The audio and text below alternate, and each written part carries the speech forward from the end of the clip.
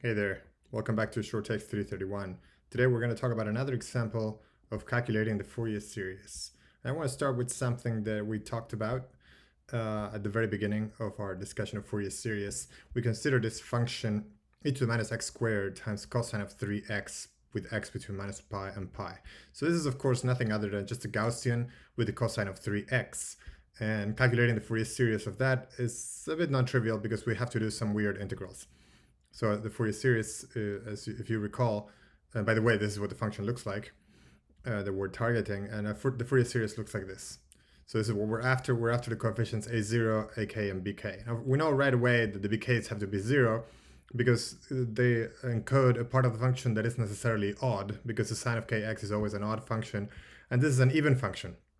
It takes the same values on the left and on the right of 0, and so it has to do with this part. In other words, by symmetry, we know that the bk's are all 0, and we're left with just the ak's. Now, that doesn't mean that the calculation is easy. It means that we got rid of the bk's, but we have to calculate this. And so that's tough. And we do that typically with some numerical engine like Mathematica or something. Now, what can we expect? In a way, it's easy to see that we can expect the region around A3 to be the most important part. In other words, the coefficients will start rising up until A3, and then will start decaying after that, following with A4, A5, and so on, to become smaller and smaller. And why is that? Well, you can expect that because this function has a main mode, which clearly is 3x. And so the main contribution to this function has to do with this 3 here. And our expansion, in fact, encodes the contribution explicitly. And so we can expect that since this function is pretty benign, then the main contribution will come from that mode. And then the modes around that will also contribute. And then beyond that, it will contribute less and less. Indeed, that's what happens if you go ahead and plot those modes. I'll calculate them here with Mathematica. The picture is a little blurry, but you can see this is A0. It's not A0 over 2, it's A0. So in reality, this mode contributes A0 over 2, so it would be down here. But let's just say this is A0 then, and then A1 and A2, A3 is the largest one as expected. And then it goes down from there, and you see that beyond A6, they get very small. So these are the coefficients AK then. And this is what we saw when we saw this example a couple of videos ago. We saw this is A0 over 2, and this is A1, and this is A2. And I stopped plotting, or I stopped writing the coefficients at that point, but we saw this plot where I showed the function is in blue, but you can't really see it because it's hidden behind the sum up to cosine of 6x. So basically, these 3 terms and 4 more. And if you plot up to here, then you get this orange curve, which is not great. And then up to 4x, so 2 more terms, then you get the green curve. It's a little better. It encodes now the third mode, the cosine 3x, which helps a lot. But then really, when you get to cosine of 6x, is where you really start to see that you reproduce the bulk of the non-zero coefficients, and then beyond that, it's just smaller corrections. And this is why I say here that up to cosine 6x is basically indistinguishable from f of x, even though if you really zoom in here, you would see a bit of blue here and a bit of blue behind that dark orange. And so you see there's a bit of a correction left over. So usually if you really want to reproduce a function really well, then you have to go up to at least twice the main mode that you have in your signal. In our case, that's 3x, and for us, then we have to go at least up to 6x. And that factor of 2 comes from something called the Nyquist theorem, and which we will get back to in a future video. Now, I want to show you an actual new example. So that is the previous example is from our old discussion of the beginning of the Fourier series video. And so now the actual example I want to discuss is the sine cube of x. So this looks a little bit challenging. It's some nonlinear weird thing. Sine cube of x, why not sine fifth of x, and so on. That you can do as well, similarly with techniques that I'm going to show you today. But let's consider this function, sine cube of x with x between minus pi and pi, and the function, if you plot it, looks like this. So it looks sort of like not too different from a sine of x, but of course the sine of x just goes nicely as a straight line through 0. But here we have something that goes like the cube, of course. So if you have something goes like a line through 0 and you cube it, this is going to go like something that looks like x cubed. And so that's, of course, what we need to analyze. And we need to disentangle the contributions from sine of x, sine of 2x, sine of 3x, and so on from this function so that we can reproduce this form. Now there's more than one way to do this, even without integrals. So we could go ahead and do brute force calculation of the integrals corresponding to this. So let me go back up here. So if we go just by the definition of the Fourier series, we can go ahead and try to calculate all these integrals, and we could attempt to do that numerically or analytically. But there's more than one way to do it, in fact, without doing the integrals explicitly. And so that's what I want to show you today. First of all, we notice right away that this is an odd function. So the function takes values on the right of 0 that are the negative of the values on the left of 0.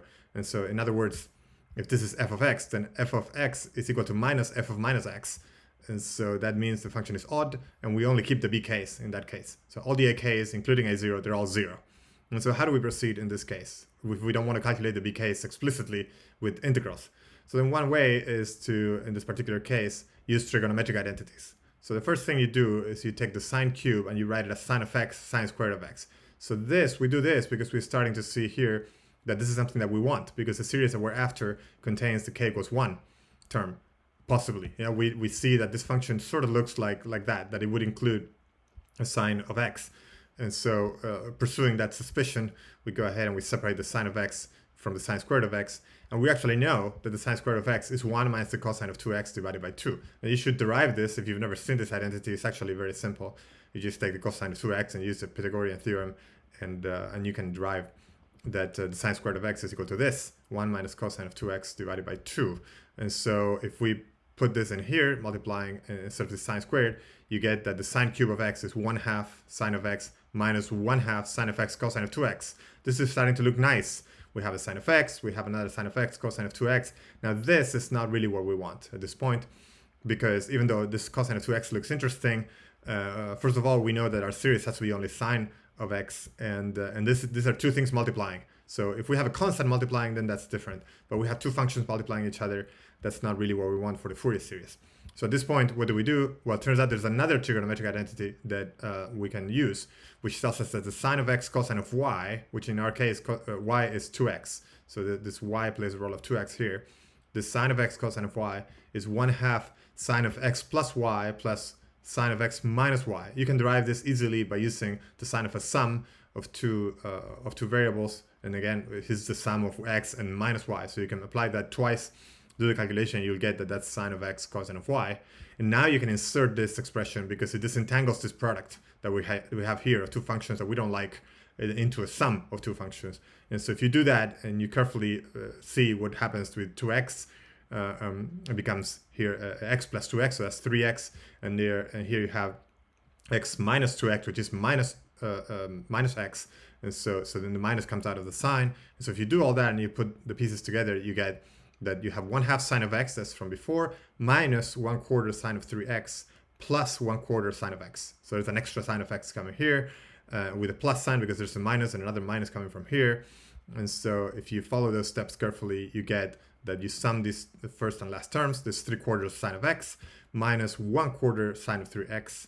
And so that's simply it. But basically, that just tells us that the Fourier series for the sine cube of x is just two terms. It's 3/4 sine of x minus 1/4 sine of 3x. So our suspicion was correct that there's a sine of x involved, but there's a correction that's very important that gives us what happens at the origin, and we'll plot that in just a bit. So here then, b1 is 3/4, b2 is 0, b3 is minus 1/4, and all the bk's for k greater than 3 are all 0. So that's it. That's all. That's the end of our calculation.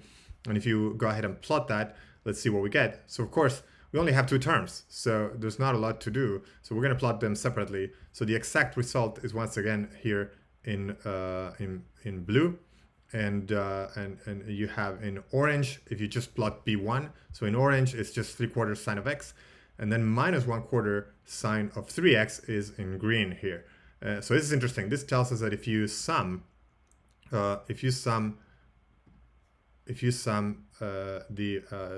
green curve and the orange curve, then you get the blue. And so yeah, that sort of looks like that's what would happen. So if you get this orange, you're overshooting the blue, and so if to correct for that overshot here, then you have to subtract something. That's what this does. And then over here we start undershooting. Exactly at that point, this curve becomes positive and then adds up to the extra hump that we need here to get the blue curve, which is the exact result.